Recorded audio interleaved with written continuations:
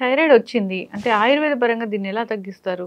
చాలా చాలా మంచి మెడిసిన్స్ ఉన్నాయి మేడం. థైరాయిడ్కి సంబంధించి వరుణ అని చెప్పేసి ఒక మూలికను ఎక్కువగా వాడుతుంటారు.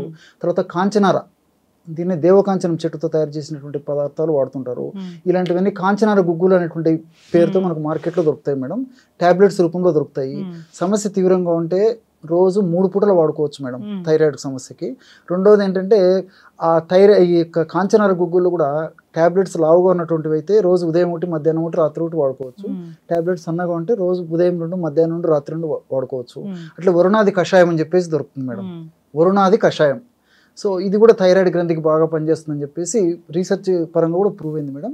ఆ వరుణాది కషాయం కూడా మనకు మార్కెట్లో దొరుకుతుంది. ఒక 10 ml వరుణాది కషాయం లిక్విడ్, ఒక 10 ml వాటర్ కలుపుకొని రోజు 2 సార్లు తీసుకోవచ్చు. ఇలాంటివన్నీ కూడా ఈ థైరాయిడ్ గ్రంథి పనితీరు బాగా పనిచేసేందుకు ఉపయోగపడతాయి.